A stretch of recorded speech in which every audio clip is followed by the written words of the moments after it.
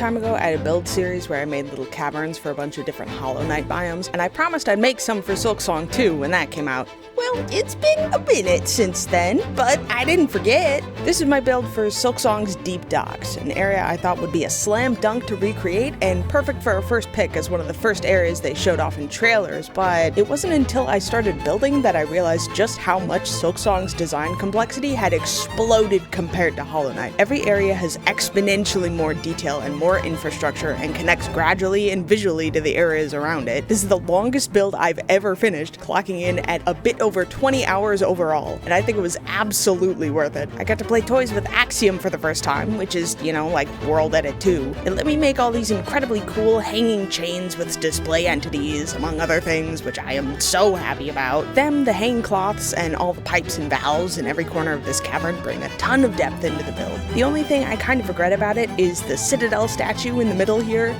I think it turned out great, but I didn't really build with it in mind. I kind of just ran into it and went, oh shit, I have to put this in. But it kind of blocks the bridge in the background middle, so Anyway, I set up this green side of the cavern pretty early on, since I love the look of the Farfields plants stretching into the eastern section of the docks. And since all the machinery in the cave was just exposed copper and tuff and nothing else, I knew I needed something to contrast that, and all this green stuff works perfectly for that. It did, however, make the outside of my build look kind of weird and lopsided since the other side was totally empty, and it took me until the very end to decide what to put there. All this magma stuff. Like the copper stuff, the bright orange lava contrasts super well and really helps the greenery on the other side pop, and I'm super happy with how it turned out. Anyway, thank you for watching. More in-depth tutorials coming soon. I'm happy to be back building stuff.